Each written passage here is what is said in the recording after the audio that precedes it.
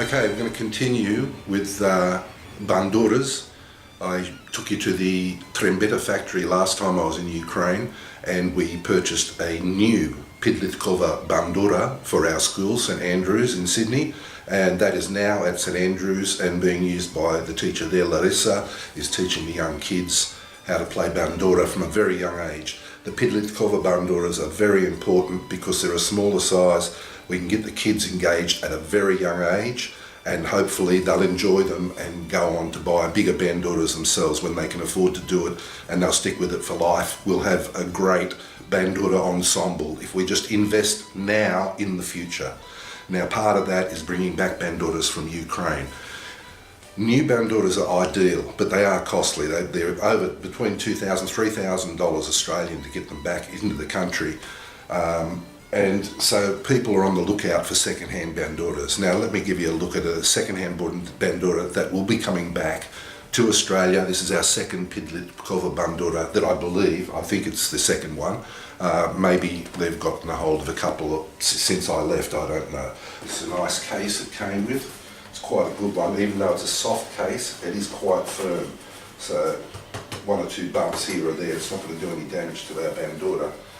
Now, we can see here this Bandura,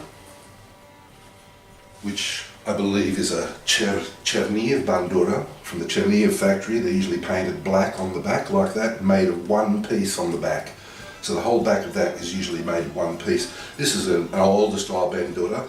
To take them out of the country, you often need a passport or paperwork to take them out because they want to know the age of them, whether they've got any historical or cultural significance that needs to keep them in the country. A lot of Banduras have been stolen from museums, for example, and they want to make sure that these stolen Banduras don't leave the country.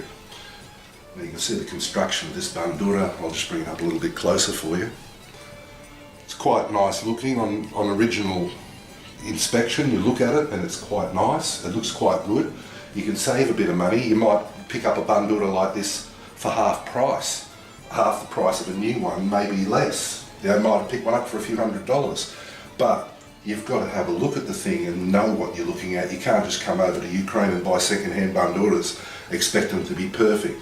You've got to make sure the neck is straight, and you can tell that by the way that one actually looks like it's pitched forward, but that looks like it's part of the design. I don't see any problem really with that. Our experts will be able to tell us, but I believe that doesn't look too bad. The neck of that is straight. It's often a problem with guitars because they get tightened through here. It pulls the neck forward and can distort the neck. So you want to know what you're looking at when you're buying a second-hand Bandura. When you're buying a new one, it's not so much of a problem, but still you want to inspect it and make sure it's all good.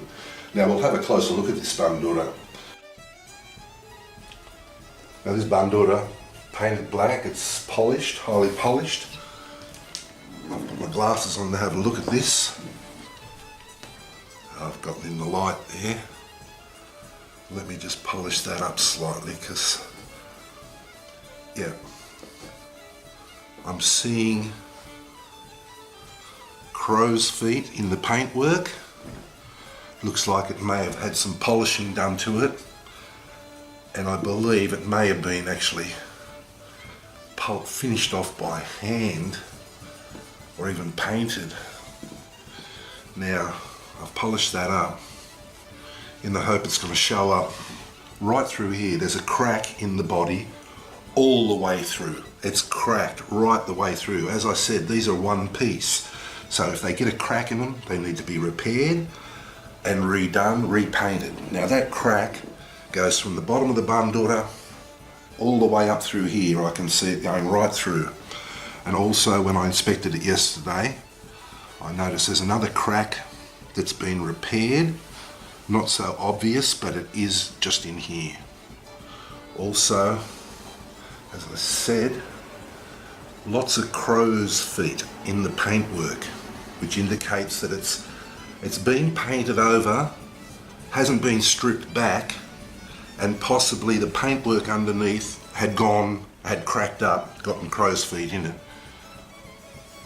And they're painted over the top and polished it up. Now I'm hoping this is a good Bandura.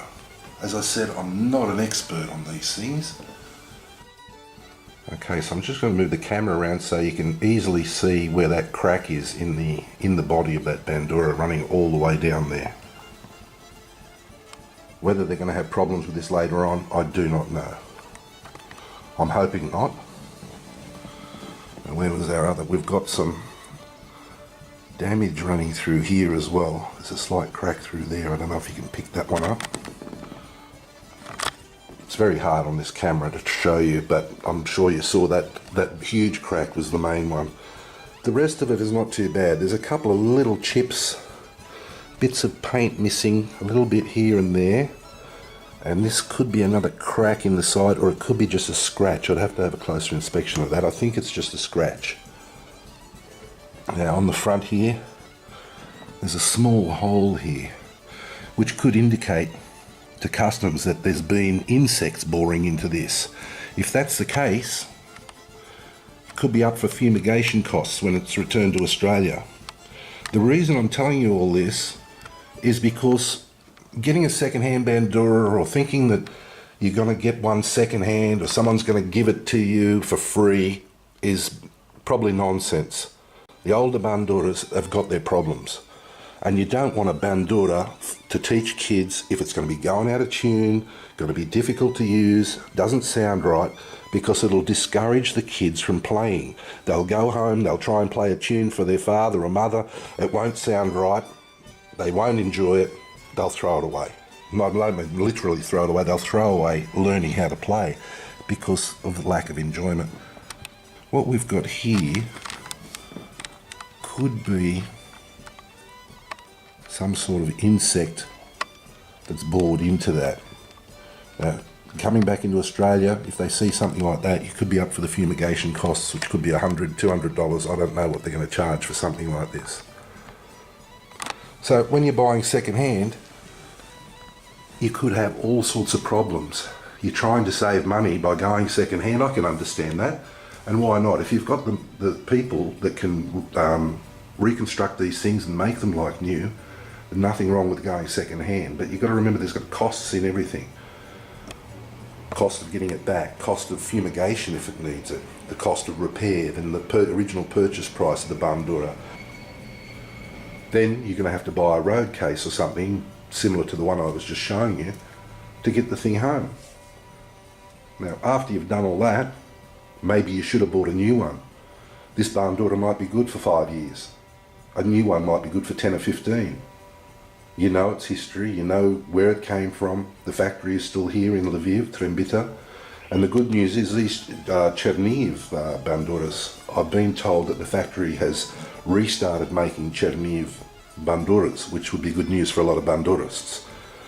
Now, teenage Bandura, perfect for teaching kids. It's what we need in Australia. It's what we need to rebuild our Bandura ensembles. Hopefully we'll get the support of the community to get a few more of these into the country.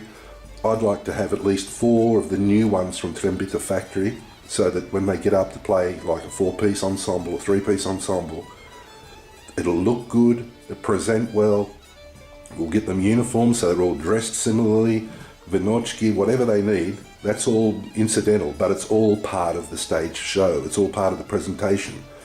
Can't just throw kids on stage with an old Bandura, 4 old Banduras that all look different, all sound different. It's just not going to work. People will walk away. Oh, they'll clap. It's kids, you know. They like to see kids playing stuff and having a go, but nothing better than seeing a kid that's 10 years old that can play one of these Banduras like a master. This is a unique instrument. It needs to be preserved. The music needs to be played, and it needs to be a part of the Ukrainian diaspora, not just in Sydney but around the world. And if the kids play well, they'll get a sticker on their workbook.